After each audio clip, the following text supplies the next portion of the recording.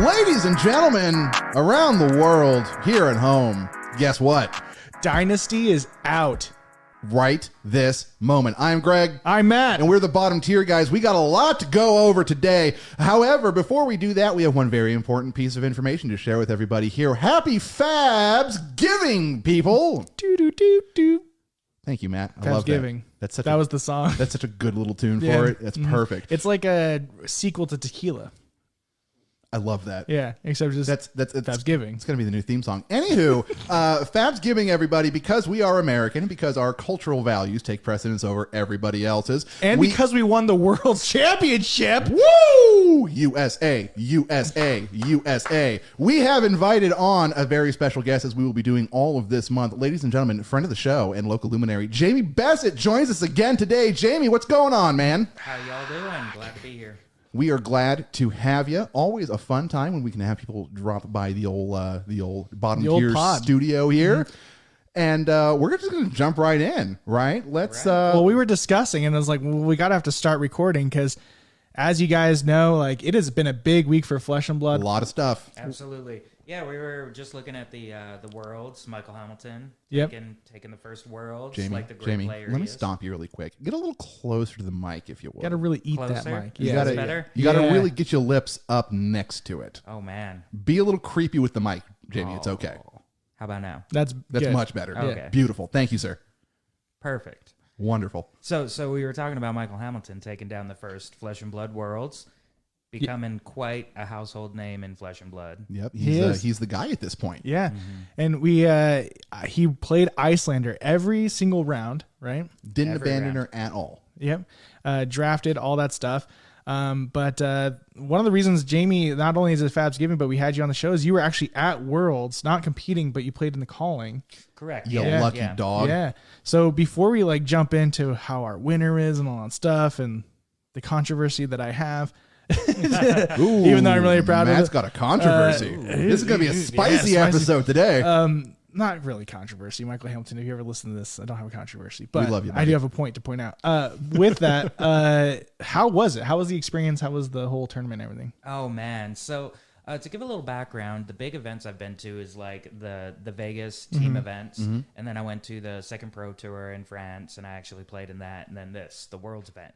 And I have to say, hands down, this Worlds event was just amazing. From the players' reception ball to all the events throughout the whole thing, like just top-notch experience. That's awesome. What was the standout part for you besides playing and stuff? But what was the most standout thing you saw there?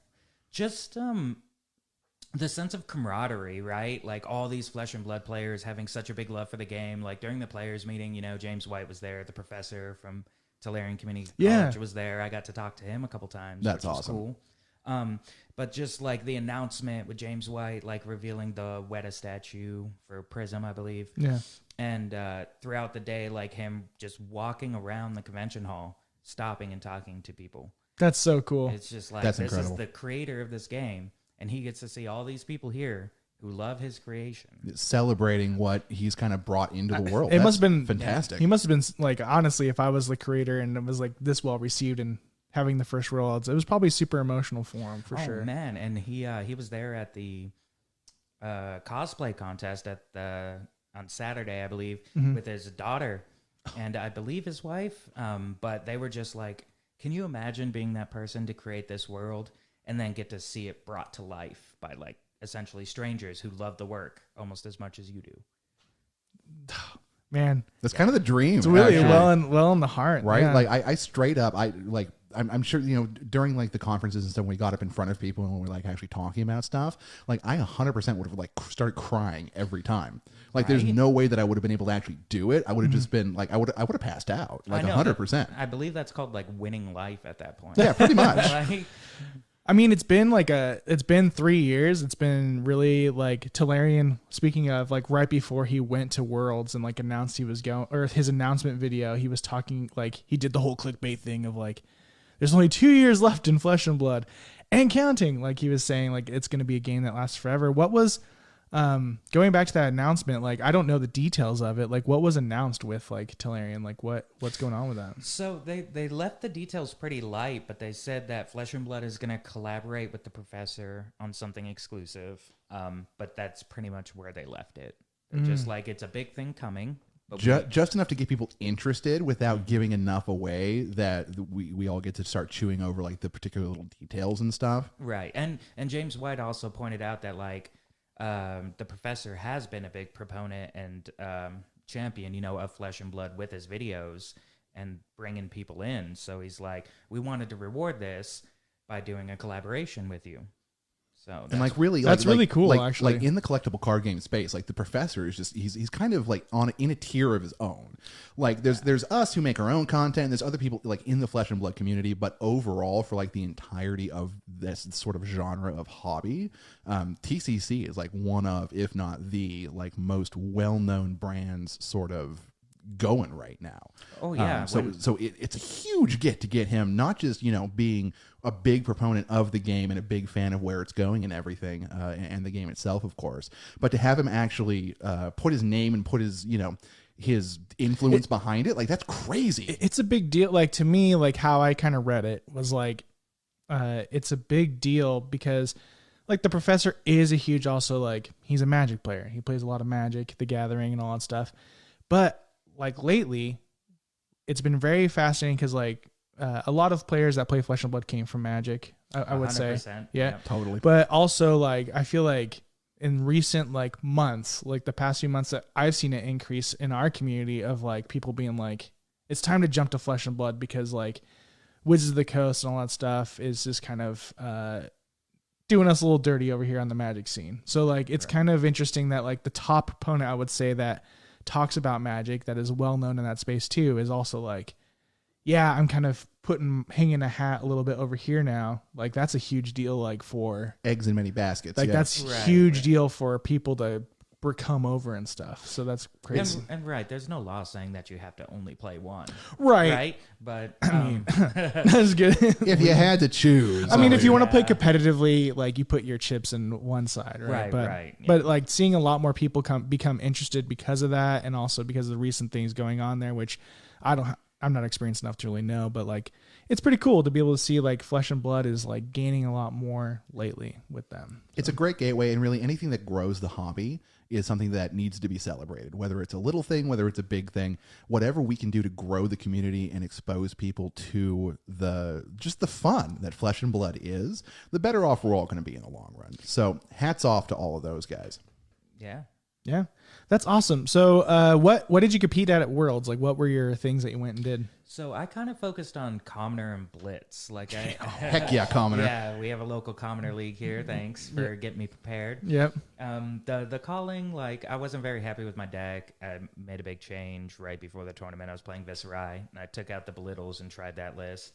I'm just not happy with Viserai right now, so I kind of didn't do as well, didn't prepare as well. So I was like straight to Blitz and Commoner side events. I got to play in the Win an Art Book. Oh, cool. Nice. Commoner event. I got to the semifinals and lost to the eventual winner, which was a heartbreaker. That hurts, man. I'm so sorry. But congrats on the semifinals. Oh, thank you. It was fun. I think you're running the Kasai deck you built, right? Yeah, I was running the Kasai, just value, block and swing, basic Flesh and Blood. But what was really exciting was that event, I believe, was on Friday.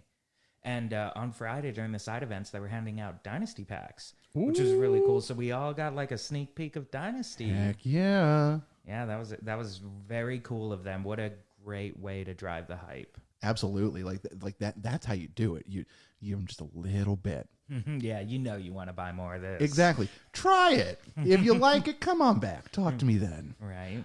Like thinking back on it, I think we said like, oh man, they're kind of missing an opportunity by not releasing Dynasty before Worlds. But with all the things I've seen in Dynasty, it's like kind of makes sense why they didn't. Wise decision ultimately. That'd have been like crazy like stuff going on, like having the best players like play testing something totally new and right. And well, Fab Unsealed was doing like break boxes throughout the whole weekend. They got like a lot of Dynasty handed to them to do box breaks. So there was like I think it was the perfect amount of hype where it didn't detract from Worlds and the tournaments that was going on. Because, I mean, first Worlds, it's a big deal. You want it to be absolutely. a big deal. Yeah. The events are the thing. The Dynasty can come later. Exactly. But it drove enough hype. Like, you could hear through the convention hall every hour or two just the screaming of, oh, because they opened something ridiculous. Pretty sure eventually they did open the Fabled on stream.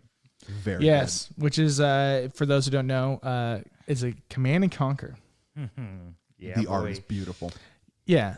So I'd like to point out that I was 100% correct saying that CNC was getting a reprint. I was just completely off. I said it too. When I predicted the rarity. Like 100% wrong. You know, it's funny because at first I was kind of let down, right? Because I was like, was too. A reprint and it's the Fable slot. But then I was talking to a gentleman who had a gold foil Dawnblade signed by James White playing in a Blitz event, and I was just like, oh my. Wow. But different level here, guys. Oh, absolutely. But he was like, you know, it's kind of funny. Some people might look down on it because it's a reprint, but at the same time, it's a playable reprint. Like, it's a card that most decks want. Whereas when you look at like the gems and things like that, how many people run Blood of Drakai? Let's be honest. Super situational. Yeah. And then wasn't the one in like Arcane like a Viscerai specialization or something? Oh, that was Crucible. In Crucible. Actually. Yeah. Yeah. So like it is 100% a playable card. Oh yeah, like I want 3. Let's be honest. Yeah, like, No. it's gorgeous. Oh, yeah. For real. I just, for me, like, I was kind of, when Jim was here, we talked about like Royal is a big thing in Dynasty. And I feel like there's no, like, it was like the first reveal and there's like no Royal support. Well, I see, there's really not. Royal, like, honestly, like it ended up not cool. being a very big thing. You have the Crown of Dominance, which gives you Royal. You have the Royal Hero. But that also now just feels like a waste of equipment. Oh, right, 100%. exactly. There's no point to it. You have like 3 or 4 maybe cards which have additional Royal effects, and then you have Regicide, and that's it. So there's like 7 Royal cards. I think it was a bait and switch so people didn't sniff out the assassin. 100%. That's probably true. Well, people did though. Well, I know, Eventually, they still did. but it put them off for a couple of weeks. Yeah. They're just like, I can't wait to see this Royal stuff. Just kidding. It's the assassin. Never mind, the Emperor actually kind of sucks. But look at this guy. And he's dead. I'm still for like memes or whatever. Like I'm still gonna build like a Royal deck and see how it goes. Because maybe there's something missing. You know, like please do it. Like maybe there's something we're missing. You know, like I mean, you run that helmet and you have enough gold for cash in once, right? Oh, immediately, for free.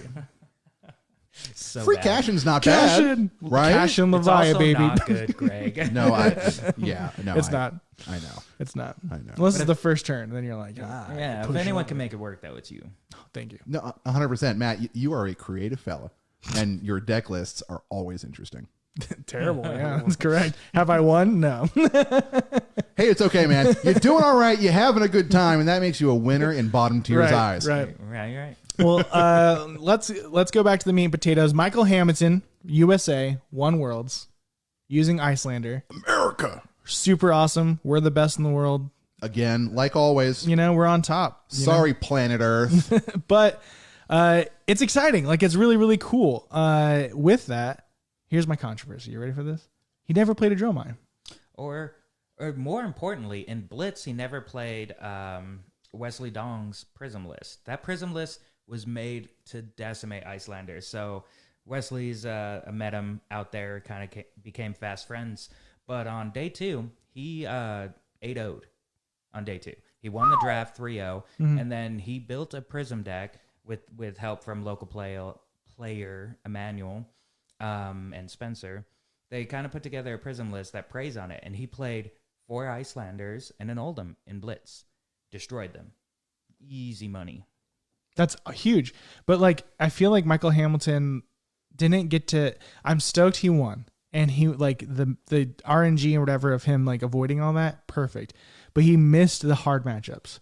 So I don't know if Icelander is really broken because like you never got to see him versus the matchups that'd be the most difficult for him. Well, you got to look in like CC what his tough matchup is Dromai, right? But what else is Dromai good against? Like favored. Jomai's favored in a lot. Is it? I'm legitimately asking. I don't play the deck, but every time I do play it as Viscerai, it's not close.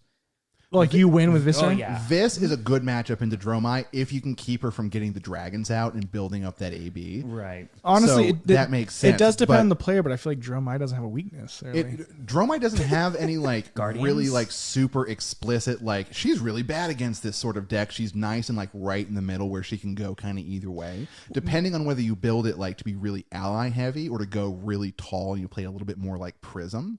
So like, I just can't. No way, dude. It's an illusionist. Dude. Anybody who like packs breakers like but, Guardian. but you also Dude, then see, have the semblance and ghostly touch to be able to avoid see, it. exactly. And then you just put that out there to scare the people of not popping any of, like it happens to me more often than not, is like the ghostly touch is just like, I don't even use it to like do the whole ability. It's just to freak out the Guardian to not pop my dragons. Psyops. that works. And then you go like, cool, now I have a billion dragons. Like it works. Oh man, It works. Like that's spicy. It's really like it's because there's so much to think about. So I don't think Jeremiah is the top deck by any means, but I do think like we saw one make it to the whatever, but like I'm surprised that like it wasn't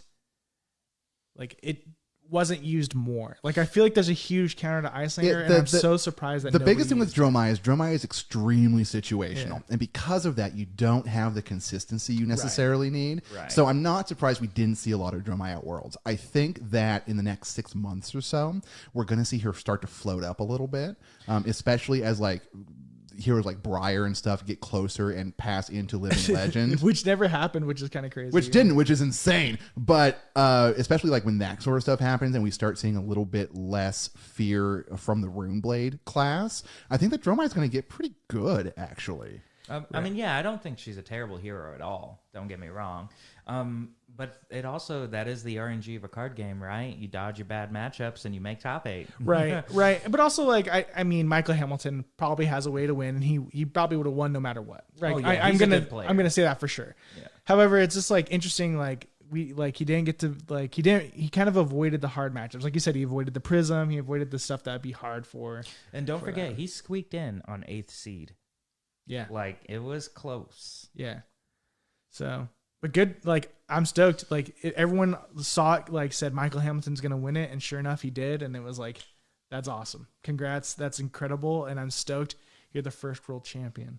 So now we just have to beat Icelander. And that's like the question is like we hear that it's the most broken deck. Like, what's going to happen? Like, what do we have to do to beat him? Here's a foolproof way to beat a guy playing Icelander. All right, you ready for this?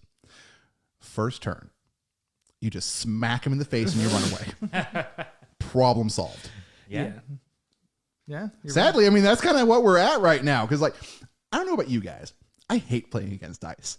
Oh, yeah. I absolutely it is frustrating. detest it. And Icelander in particular, because it's so difficult to stack up the AB and because it requires the investment of resource every turn to block that damage, it gets really freaking annoying, especially... And Jamie, you'll relate to this because you also play Runeblade. I play Runeblade a lot, and Runeblade tends to be pretty red heavy. So it's, block 3 arcane. Okay, cool. I have 1 card in my hand now, and now I can't do anything. Wonderful. So Ice is super, super annoying. I don't know if anything is like clearly like this is 100% what you play against this type of deck every single time against it, but eventually. And again, I think in the next 6 months or so, we're going to find some people coming up with really interesting ways to sort of work around that and start to threaten a little faster before they can get the momentum going. Yeah. Right.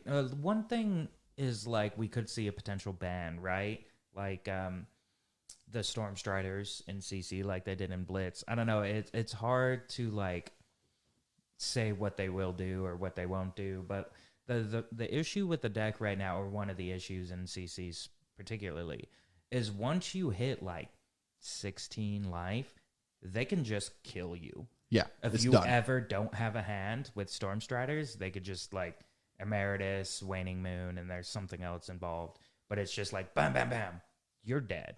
Yeah, and that's like 16 health is it's a lot of a health. third of That's your health. That's basically half your life still remaining. Mm-hmm. Maybe like we need to start running Spell Void to prevent that. Oh but, God, please don't. I know, like it's just I desperately do not want to break the spell phrase out. Yeah, just they're awful. I hate the spell phrase equipment. I mean, they did add a new spell void or spell whatever in the Dynasty. Why? Hey, I'm not gonna lie. just to get the full suite, you know? In Blitz, it's amazing. Yeah. Blitz lasts 10 minutes. Exactly. You got 2 turns, and if you just like wear Spell Void, and you're like, your first wizard turn does nothing, and then you just kill them in a turn. So great. Yeah, because you can't get down to that low HP. Exactly. But they also ban Storm Striders and Blitz. But Michael Hamilton still, I don't know.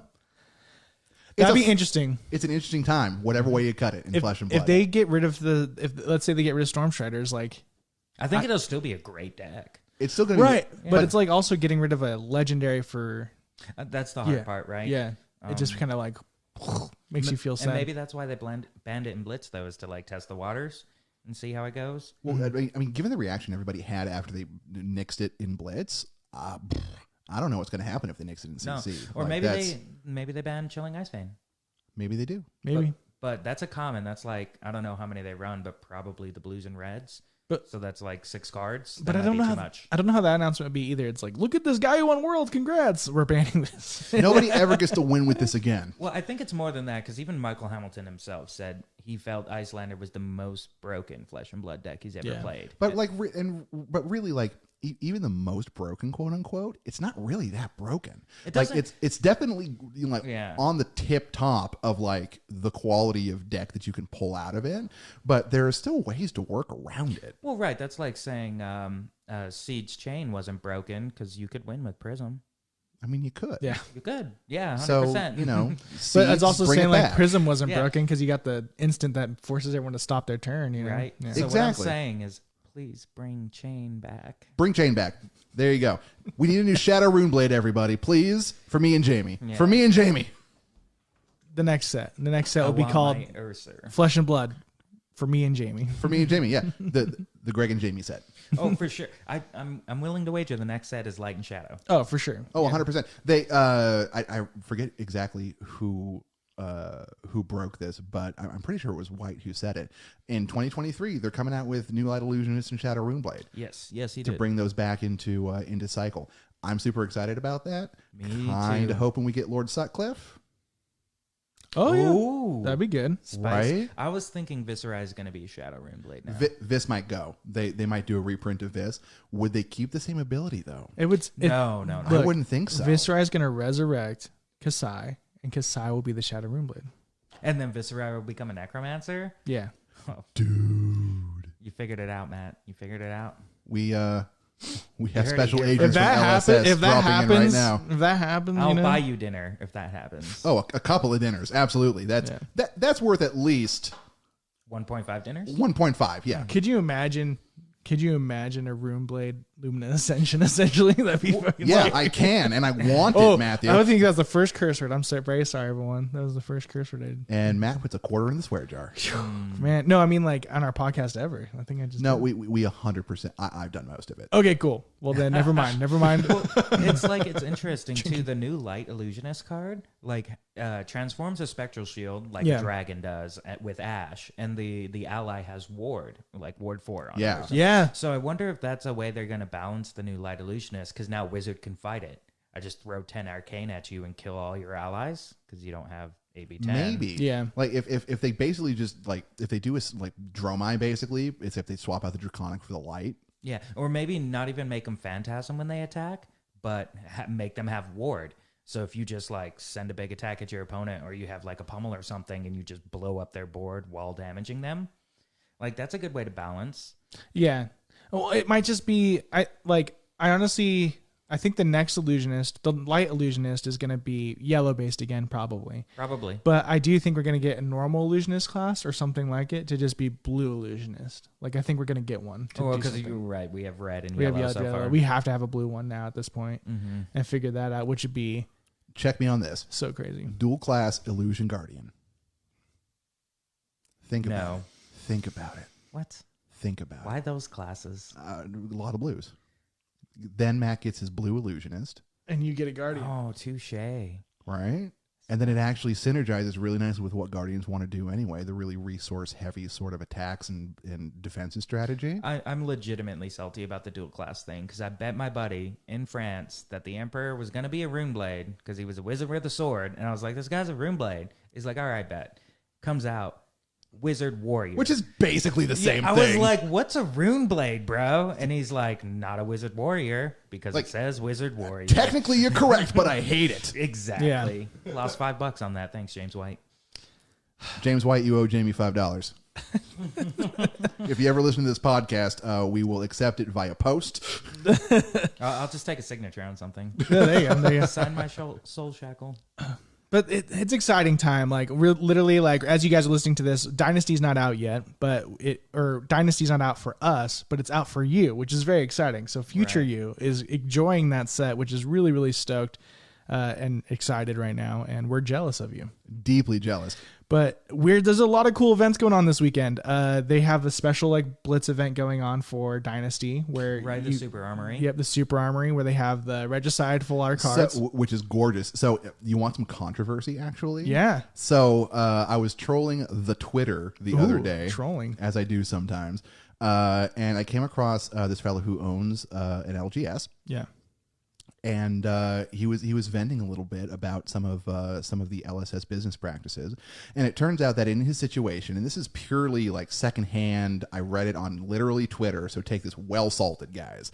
But apparently, well salted, like not just with a little salt, like shake the shaker, like put some salt on this.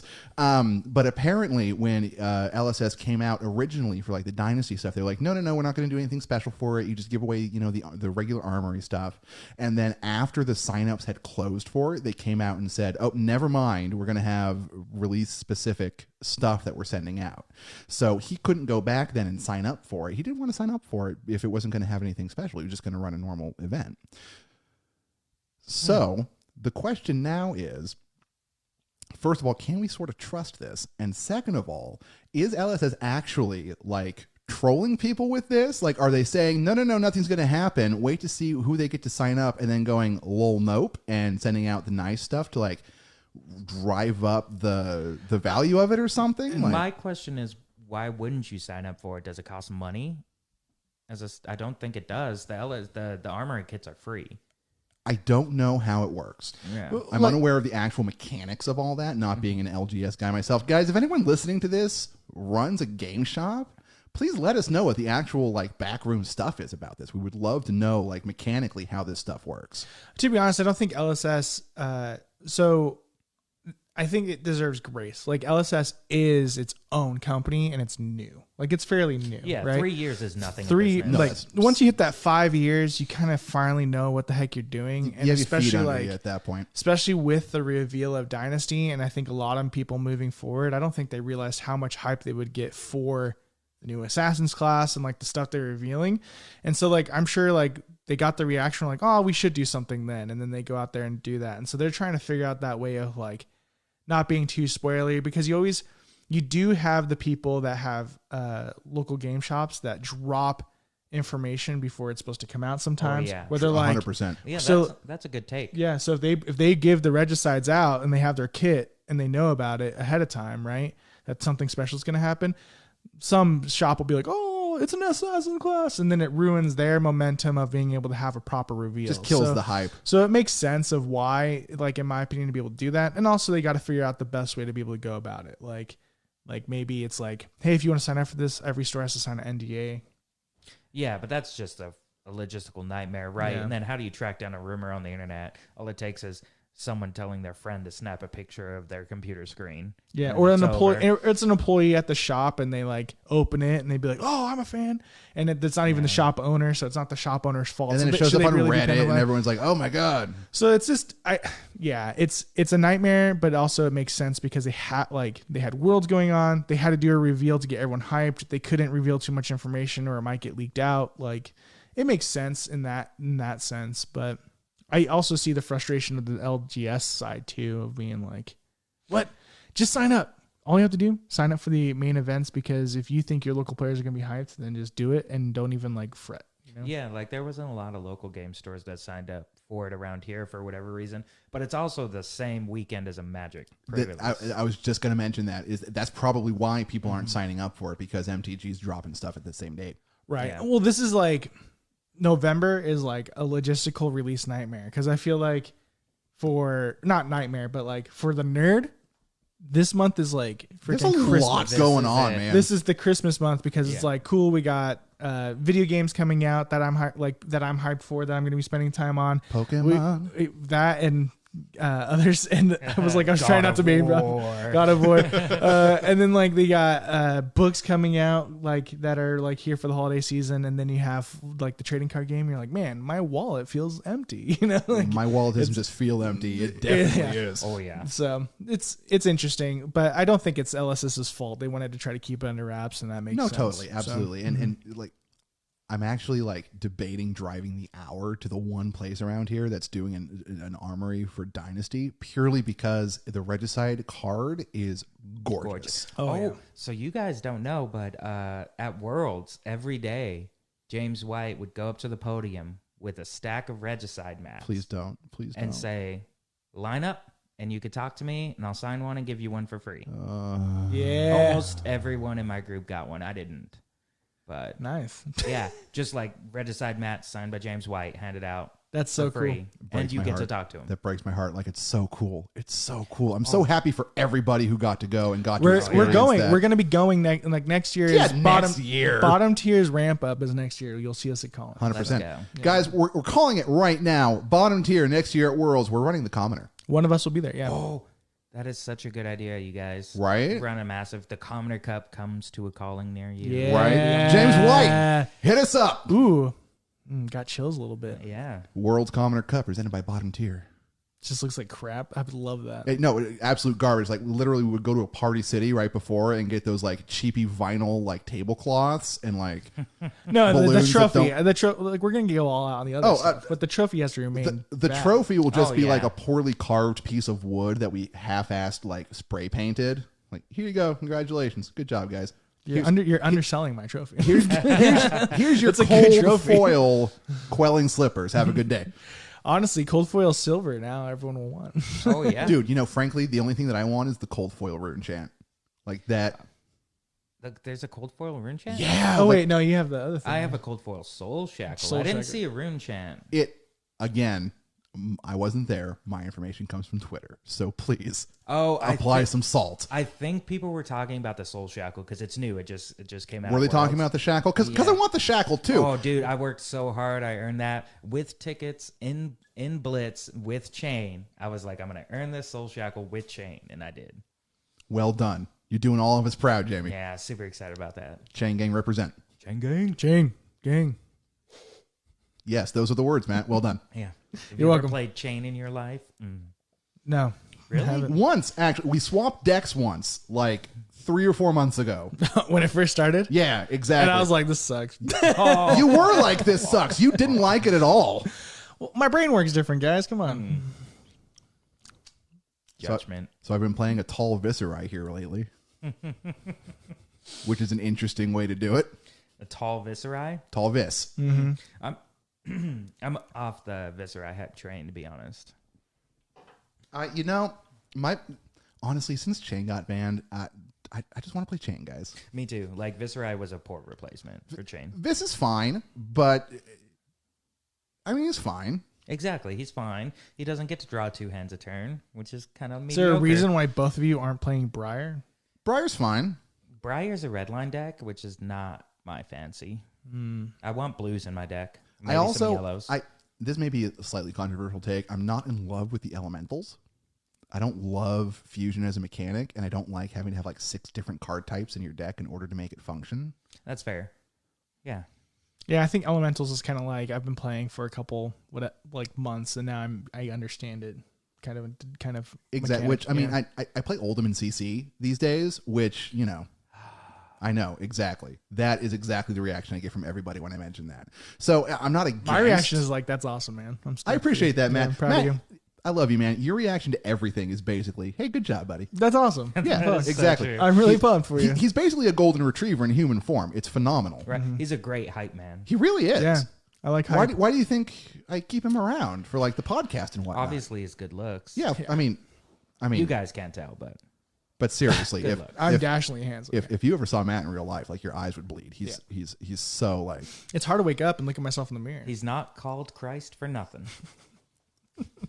It's a fun little nickname. Don't ask questions, guys. Please don't. Christians who listen to this, we're so sorry. That's my last name. Yeah. We don't mean to blaspheme. That's my real last name. There you go. It's on his driver's license, we promise. What a way this podcast has gone. Yeah, this is nuts. See, this is why I like when Jamie comes down, because we end up just going off on some fun tangents. We crack some beers. We get on some tangents. Full disclosure, a little alcohol has been consumed. This is the 21 and over edition of the bottom tier. So we're just friends hanging out, having fun, talking about cards, which is the entire point of this podcast. Right. And it's great. Like where Flesh and Blood is right now is exciting. This weekend, everyone should be out there having some fun and doing a lot of cool stuff, opening some packs, which I'm really, really pumped for.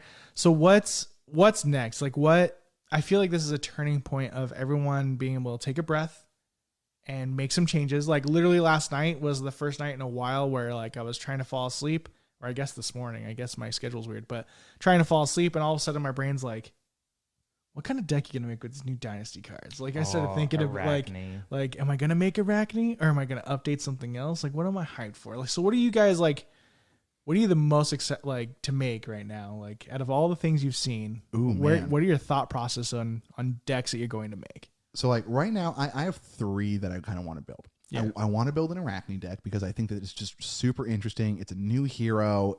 Play around with it. The field is wide open. Nobody knows what's going to happen right now. Yeah. So Arachne is definitely on the list. I want to build a new Mechanologist one, a more of an item heavy one to like take advantage of the Nitro Mechanoid. And see if that's a viable strategy, even if it's not enforcing it, but we're going to find out if it works or not. And then, honestly, the one that I've been working over the most is trying to figure out how to make the Crouching Tiger Ninja build really effective, because I think that could be just the shot in the arm that the class kind of needs, because it's become kind of orthodox. If you play a ninja, you play super aggro, you either play Draconic if you're playing Fi, or you play combo if you're not playing Fi, basically. And there's only really those 2 ways to do it. I think the Crouching Tiger is going to come in and it's going to sort of shake that up a little bit. And I think it's going to sort of bring like Iroh or Benji back up a little bit, give them a little bit more breathing room. I play Iroh a lot. I really like Iroh. Okay. I think it's going to help Benji a lot. Yeah. It's definitely going to help Benji too, which I have such a soft spot for Benji. I don't know why. I've played him twice in my life. I don't really love his hero ability or his signature weapon or anything, but I just like the dork. Oh yeah, he's super interesting. You can like tell he's got a niche, just people haven't quite figured it out with what exactly it is. Yeah, with the banning of the Pouncing Lynx helmet, he kind of got he kind of got shafted a little bit. Yeah, unfortunately. I mean, for me, I'm just super excited about Arachne. I want to try that deck out. The playstyle seems very like mid-range tempo-y. Yeah, and we'll see how it does, if it can actually compete in this day and age with like hyper aggro or ice. Yeah, it seems fun. Maybe not. Like, I don't know about Arachne yet. I think we're all in the same boat on Arachne. Like I want to make the deck. I'm excited for the Assassins class and be able to see what kind of clever things I could do, because the community's kind of hit and miss. Like, it's not going to be that good. But I think like you can get some good stuff going and overflowing with it with some creative builds. So I'm excited to see those builds. And like you, since I already own all the ninja stuff, I was like, cool. Like now I'm gonna freaking take Katsu and play him in CC and try it out. Like I feel like his boots are actually going to be really, really good now with all the tiger stripe stuff and like the ninja like majestic boots. And so I think it's gonna be cool. So I think we have a lot of cool like decks we'll go for. And of course, I'm gonna make a Royal Leviah because I feel like that's gonna you have to. Like, she is loyal or royalty. It's royalty, 100%. And also it's gonna be like, this is really bad. Honestly, like royal variants of every single hero. Let's get Royal Arachne right now. That would be crazy. That's actually. Blasphemy. I don't even know if that would function. He like assassins guys like, is this my crown? No, seriously, literally, like in the regicide art, Emperor is dead at Arachne's feet, and he's holding the crown. Puts it on Royal Arachne. There you go. The captain now. Exactly. Yeah, I like that. It's not going to work. I think the reason I'm obsessed with Royal is I just want I want to verse an Arachne and just get assassinated. And be like, dude, really, like, if somebody pulled a regicide on me, I'd be thrilled. Me too. I want to. I'm not even salty about this. And I want to see it done right, because I'm also going to full block you. You know what I'm saying? Right. But I also want to see you be like good, because I'm pushing like 15 damage, which can't be full blocked or whatever, you know. But I mean, Royal Levia has the Carrion Husk, so that Carrion Husk. That's a good point. Feel like you lost. Sorry, team. Chains closed, everybody. But yeah, good stuff. Oh, it's so much fun. I'm super excited for this set. I feel like it's going to be like a whole like a new chapter in Flesh and Blood, as like cliche a thing that is to say. It really feels like sort of a watershed moment. Like we've had the last 3 years or so, we sort of figured out the basic functionality of the card game. We kind of have established communities and stuff, and now it's time. We've built the foundation, and now it's time to really start taking off. And I think Dynasty is the first step in the game really taking off and getting crazy. And the art, I must say, like the art feels like a whole, like it does feel different for some reason. I feel like it's a step up. Yeah, the art is a step up, and it's like just epic, it's polished. The whole set from top to bottom is just beautifully polished. Yeah, it's and you love to very see cool. it. And I mean, from a design standpoint, if they can sneak in an entire adult class with 40 supporting cards and a supplemental set, Yeah, like they've definitely stepped up their game when it comes to 100%. the sets. Yep. And it wasn't anything people were guessing. Like people did think a Star of a Show was going to happen, right? Like they were already trying to make a pattern of that. Like even us, like I thought we would get a new Kano for sure, especially with the ban. Like, there's a new Kano coming, like, and he's going to be too OP for Stormstriders. But turns out it could have been the Emperor. Or the Emperor being OP, Yeah. Maybe. I really kind of hoped the Emperor was going to be OP, because like you don't become We don't know yet. the Emperor without being OP. Now, pure armchair like prognosticating here, I don't think the Emperor is going to be worth anything. Like practically, I think his decks are kind of going to suck. And you got to pull it. It's legendary. Well, I mean, if you get to like do a red non-attack or a red attack into a red non-attack and maybe throw a weapon in before or after if you get go again, like that's just a rune blade. Like if you're like scar for a scar, red zap, so your split damage between physical and arcane, like the Icelander list that's so hard right now, and you have on-demand CNC when you need it. Like it doesn't seem terrible. Not terrible, but not great. True, because Icelander will just ice him into oblivion. Here's 6 Frostbites. Have a good day. Yeah. But I mean, you have your go again daggers too, so you could be like weapon attack, go again. Like, and see, this, that's the that. biggest thing about the Emperor, because he has the two completely different pools of card to play with. The different builds you can do with it are flipping crazy, as long as, of course, you stick to your reds.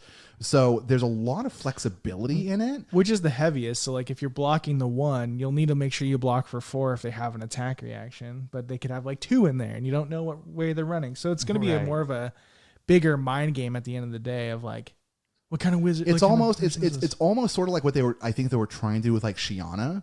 Like you're never quite sure how much warrior and how much wizard you're going to get. So you're never quite able to anticipate, what they're going to have, what you're going to have to respond to. So it's just like, it's a whole nother level of the psyops. Like, and I'm new, guys. I don't know if we've mentioned this before, but Matt and we haven't been in this hobby for a super long time. So I could 100% be completely off base here. I think we have now, to be honest. Yeah, I feel have like we? you guys Like, have been here for a minute. Can now. we? 6 Can months? we actually say that we're not newbies anymore? I think 6 months constitutes not a newbie. All right, anymore. sweet. So I'm barely not a newbie, everybody. Maybe, I don't know. Whatever. Go to more events, Greg. This is a call out. Yeah, maybe Matt's not a new. 18 wins in 17 events, Matt. All right, I'm doing just fine. I should look at my stats because it's probably like 50-something events. And like, Does it tell you that? Yeah, if you go on fabtcg.com and log in and look at your profile, it'll tell you how many events and how many wins. Oh man, everyone's doing it. It'll also you can also check your like ELO rankings. I still got an event up from Worlds. Heck yeah! Table 319, Jamie. You better get back to San Jose. All right. 464 wins in 187 events. Okay, well, so Jamie's a little bit better than I am, which I think we all knew. Almost 3x average, almost. I mean, I'm not super shocked by that. I gotta remember my password. That's nuts. My actual rated is terrible. Well, 21 wins and 9 rated events, but my elos are garbage tier. I'm not a good competitive player apparently. My entire life just ended. I don't believe that, Jamie. Honestly, mostly because like we've played against each other like 3 or 4 times at events, and they've almost always been chain mirror matches. Yeah, and you've beaten me every time. I think I just choke if it's like a calling or bigger. I just don't know what I'm doing anymore. Oh, the stage fright. Oh, I guess. Yeah. I don't know. It's tough. Like it's a whole different world, you know, between going to your locals with your friends and going to France with 1,000 people you've never met before. Yeah, like it's crazy. Entirely different worlds.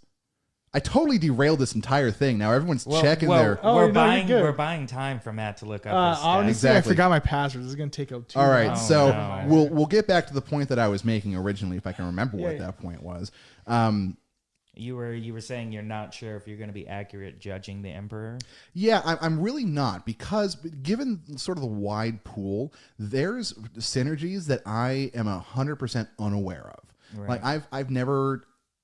I don't know a lot of the cards in like Arcane or Crucible, the stuff that dropped a little bit before I got into it. All the wizard cards. Yeah, exactly. Yeah. And those 2 sets especially are going to have huge impact on what the Emperor is able to do. So it's 100% possible I'm just not seeing something. But from what I do see, I see him being like sort of lower mid-tier in Blitz. Like not amazing, but not bad, you know? Right. And with like all red, he's going to be fragile as a butterfly. Yeah, exactly. Like it's you're going to have to play him super aggro because you're not going to be able to stop that much. Right. And especially up against like an ice pairing, 1 frostbite and your entire turn is done. Oh yeah, you just fold. Yeah, you're right for sure. It's going to be rough, especially if it's like 4 frostbites would be the worst. Right. I do that with 5. If I have 4 frost, I'm like, yeah, pass. 4 frostbites reminds me of last night. Yeah, you're welcome. I played Icelander against. Oh, nice. Okay. Yeah. It was gross. So many frostbites every turn in Commoner. Yeah. It's just like, oh, have some more. This time it's only 2. Oh, start of your turn. Just kidding. There's a 3rd. Yeah. It's like, no. And It was freeze real, your arsenal. It was rough because you could go off Soul Shackle, and yeah, it was gross. God, I miss going to Commoner. It was gross. It was so. I was trying to win. I was trying to shout out to Jim, our guest last week, but he was like, I'm saving Icelander for Commoner Cup. So I was trying to win, so he didn't have Icelander for Commoner Cup. See, the mind games, man. Oh, that reminds me. I was actually making a point earlier. So, like, as far as I see it, and correct me if I'm wrong, because I'm just barely not a newbie, but there are sort of like 3 layers to the game. There's the basic mechanical layer where you're, you know, the difference between like an attack action and a non-attack action. Yeah. There's the point where you sort of graduate from just getting like the turn order down and passing priority and stuff, and you get to starting to anticipate what the other person is doing. And then you get to sort of the 3rd layer where you start to influence what the other person is doing, rather than just understand it. And I feel like cards like the Emperor operate at that 3rd level way more than like any other one, because you are not sure what they're going to do. You then have to start, you know, drawing conclusions based on what equipment they're running or what their first turn shows. So it ends up being more of a mind game class than anything else. Right. But the question is, can it still push out damage through those mind games, right? Maybe. I'm hoping. Because it's like, if you see the Emperor, you're going to run AB, right? You have to. So what if they're just like a warrior? Pure warrior build? Yeah. Or the inverse of that, you assume that they're not going to run any arcane, and so you leave the AB behind like a pure wizard build. Mm-hmm. It's going to be interesting. I like it because it's just going to be making you guess every single move they do, which is good. So I think it's cool to kind of show that Dynasty decided to kind of go back to like, you're going to have to think about what you're going to do against these heroes. The orthodoxy is getting shaken up. Where I except for Yoji, which oh, my poor big boy. That heroes in this set? I forgot about Yoji. Yeah. Most people did. Because he's trash. He looks cool. But he's really cool looking. PvE cannot come fast enough, I think, is the ultimate point. But so I talked about this a little bit in the last episode, but I feel like things have sort of settled down into an orthodoxy. Like there's a certain way to play this character, to play this hero, and if you're not playing it that way, you're not going to have the consistency to pull the wins out. And there's a little room for creativity, like you can scooch around it a little bit. But if you go tall Viscerai, like good luck. If you go, back in the day, you could run a Turtle Ninja. If you go Turtle Ninja today, Turtle Katsu, right? Exactly. If you tried to pull a Turtle Katsu out now, you just get wrecked. And I think that brings up a good point too when we were talking about like not doing so well in these bigger events is there is a different way to play. Like the thing I noticed the most when I went to like France is people block in this game completely differently at those big events than they do locally. People locally are more lackadaisical, they'll trade big damage for big damage. But like at big events, a lot of the people that I've played and had close games with but lost, they know when they need to fold them, sort of, and just like full block an arsenal of card. It's worth it to give up the hand in order to prevent the damage to have a turn next turn. Exactly. Or not even just have 2 setup turns where it's like full block, or whatever. Yeah, so you wait have for your 5 cards, opportunity. And your Guardian ends up with 6 seismic surges, and suddenly you're freaking out. Yeah, and that's something that you just have to learn through doing. But if your local meta does it a certain way, where are you going to learn it? Unless you're part of a team or you go to these big events and get squashed a couple times. That's why it's so important to get new players excited in the game, because everyone's brain thinks a lot differently and they see things a lot differently and challenge you in a different way. Like I remember my first time playing Bolton at Smashbox or whatever. I was versing the Alex there or whatever as for my first opponent. Ever. Alex Vor? No, Alex Mayhop? The guy who works there. Alex, Smashbox Alex. Yeah, Smashbox Alex. Sorry, I don't know your last name. Yeah, sorry. But anyways, Shout I was out to versing Smashbox Alex. Yeah, he was playing Dory and I was playing Bolton, my first ever. Well, I didn't have any idea what any of these cards were. I was just throwing together like stuff that my friend had extra laying around. So I'm running Bolton with like, I got Blade Runner and this and all this stuff, which is you made a Warrior Bolton. Like I made a Warrior Bolton. Wow. Yeah, because I was like, that's all I have. I didn't have a lot of light hero stuff, and so because it was so different, it was like, cool, my first match, I got you down to like 1 HP, because it was like, I wasn't expecting this for Bolton. Right, because you changed the way it played. Yeah, mind games. Because it's totally different Psyops. type of thing. So new players are good because they're going to play it in the way they have access to, and they don't know the game 100%, and then all of a sudden it's like something new was discovered, right? So, right. Yeah. Where your Bolton is where it's at. I wish people would see past the Luminara combo, because I think Warrior Bolton is a fine deck. But people are just like, Luminaris or go home. Which, I mean, you play it, but like... You put maybe 1 or 2. I mean, like, it's still a great card. You run a 3 of. Lumina is one of the best cards in the game. Like, it's beautiful. Right. It's wonderful. But the problem is that most people build the deck around that, and having a single point of failure in your deck is how you sacrifice consistency for cool factor. And when you know how to counter Lumina or block it or figure... I got banish him with Arachne. Yes. That. It's going to feel so good. I'm so ready. It's so gross. But so like, and that goes back to a thing that Matt and I talk about a lot on this, is that there's no wrong way to play these, really. Like, creativity is an inherent part of the game. Deck building is an inherently creative activity. Right. Just because there is a quote-unquote optimal way to do it doesn't mean that a quote-unquote suboptimal way isn't going to have an outsized effect, because people are expecting the optimal. But that's how things get discovered too. Like, exactly. Because like the Icelander build before Michael Hamilton, for example, was like purely like super frost heavy wizard, and they weren't really diving into the battle mage. Like, people knew about the battle mage because that's how you usually ran Icelander before all the cards came out for Icelander. You're doing like fire breathing with all that stuff, and then people kind of were just like, oh, we'll go now to this. We have all the support now, so we'll just play it as a straight wizard. Right. And so going back to that and like having those things really shook it up. Yeah, and it just wasn't good enough at that point, you know? Even with the battle mage, with like the people were onto it with the fire breathing and stuff, but there just wasn't. It was missing like a card like Ice Vein. Chilling Ice Vein is an amazing card, but it makes sense to try it. And then at the end of the day, too, you got to remember, it is a card game with RNG. Sometimes you will play perfectly, your opponent will make a dozen mistakes, in your eyes at least, and they will still crush you. It is possible to play perfectly and make no mistakes and still lose. Absolutely. Somebody famous said that. That was Star Trek: The Next Generation, my friend. That was Captain Jean-Luc Picard. Dang, the visionary. Dang. I am a Trekkie. Everybody sit down. Oh, me too. Star Trek over Star Wars every day. 100%. I think Jamie just became one of my new best friends. You know what's crazy is I agree with you. And I haven't watched too much Star Trek. So Oh, man. wow. We're getting into it. just let you know. It's because Star Wars is trash. 2 good movies out of 9. Not a great batting average. I would argue 1. Controversial opinion. That- I liked The Phantom Menace. I did too. That was the one I was talking about. I'm just kidding. No, I'm just kidding. Doesn't mean it's a good movie. I was just talking That's a about. valid point. That's a valid point. You can enjoy a thing, and it can be bad. Oh yeah, absolutely. B movies. Has anybody ever seen Yeah, The Room? I love Evil Dead. It's my favorite. The Room? Yeah. You're tearing me apart, Lisa. That's that movie. I always forget the title. The Room. Yeah. Written, directed, You're my produced favorite by customer. Hello, starring doggy. Tommy Wiseau. Wow. Hello, doggy. I did not hit her. Anyways, that Cool is story. the reveal for the next set. Tommy Wiseau is going to be a hero. I'm just kidding. Oh, my, you know what?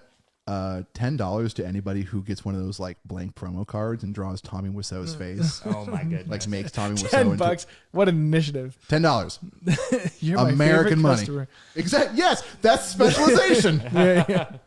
Well, I think we're kind of wrapping up here, but before we go, we have a recurring segment called Lessons Learned. Lessons learned, everybody. Lessons Learned, where we discuss the lesson that we've learned playing Flesh and Blood this last few weeks, or week, since it's the last time we recorded. So, guess first. Jamie, what is your lesson learned this week? Man. And you better have one because you went to Worlds. Like you did the whole thing this week, James. Okay, so my lesson learned would have to be slow and consistent will still win you the game.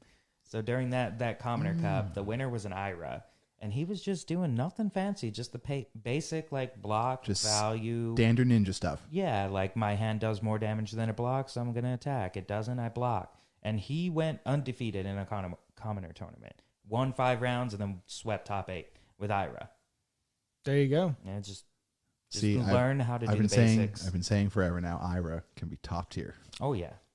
Commoner, Ira's top tier, 100%. I would say. Yeah. It's beautiful. Matt, what do you got for us this week? Man. I guess the lesson learned is I think it just goes back to practice, and like remember stuff. Because like playing Icelander again, I just had not pulled out the wizard bones in a while, and I was like, man, this is rough to remember how to It's play an a wizard. adaptation. Yeah, and every hero feels different, so I feel like just like kind of making sure you fight those matches more, or like practice a little bit every week, or like play a game like with something you're not used to, just to kind of keep getting a refresher on it before you go to something. It would be helpful. So practice would be my lesson learned on things you don't quite remember. So, Very good. Yeah. That's a solid one. Yeah. Keep those skills Or I guess sharp. think about what you're gonna play before you get there. A little preparation did can not save do you a that. lot of trouble down the line. I haven't done that for Commoner for a while. Just kind of show up and grab a random deck and then play, which is part of the fun, you know. So, Yeah. How about you? The biggest thing for me this last week has really been like, don't get your heart set on a certain series of events. I was playing yesterday or the day before, and I was playing my Oldham deck, and I had in my hand an Oak and Old, an Autumn's Touch, a Blizzard, and then one other thing. A blue, probably. Probably. I don't remember exactly. So I was super excited. I was like, yes, Oak and Old. I can't use Eisenloft anymore, but I got the 2 elements that I need. My tuning wasn't actually charged. I didn't have the resources to play it that turn, and I spent way too long sitting there staring at my hand, just thinking, what do I do? What do I do? What do I do? Because I got so hyper-focused on playing the Oak and Old that I could no longer see the other moves. So the biggest lesson for me is don't get your heart set on one thing. Stay open to the possibilities. Right. Yeah, because that'll kill you. You just like take a bunch of damage, even though you can't cast it, and then you're just like, well, my turn's like Autumn's Touch. Arsenal pass. What a great term. Oh, Yeah. It's you have to be willing to sacrifice the, like, Oak and Old there was probably the weaker play, you know? Like, Yeah, exactly. You have to be willing to sacrifice You have it. to give up a little in the short term to gain in the long term. Yeah. That's a good lesson. I like it. Thanks, man. Well, guys, this has been the Bottom Tier Podcast, the best flesh and It is absolutely a Flesh and Blood podcast. Flesh and Blood Absolutely. podcast. Thank you for listening. Before we go, we're at 98 subscribers on YouTube. So if you 98. have not subscribed, get us to that 100. We're excited. It's purely for selfish reasons because we just want to be able to have a better link of like it's not YouTube honestly, /XY472. It's gonna be YouTube. At this point, we don't need that /Bottom tier. anymore. YouTube just dropped an update where they give everybody what they call handles. So our URL can now be youtube.com/@bottom tier pod. Well, never mind. But anyways, Still though, get us way two to more subscribers, ruin guys. everything Give I was me trying to that hope thunder. for. That 3-digit number will just be a huge perk to Matt, myself, and to everybody else involved behind the scenes here at Bottom Tier. Yeah. So please, if you could, help us out. If you get any spicy polls in your Dynasty boxes this weekend, Yes. hit us We'll up, be posting guys. on Twitter. I might record or do a live stream when I'm opening some packs, which would be fun. that sounds So- fun. Absolutely. Yeah, I'll be So, there. Yeah, you'll be there, so we can show off cards and you can hear us screaming, and it will not be very well edited because it's just a live stream of people having fun. So, but with that, Jamie, thanks for coming on the podcast. We It's really always a appreciate it, pleasure. man. Anytime. I love it here, guys. Oh, man. Absolute blast. Thank you. We love having you here. Yeah, there's always a home for you at the bottom, you know? Anyways, guys, thanks for listening, and we'll see you next week. Have a good one, guys. I'm Greg. I'm Matt. We're the Bottom Tier.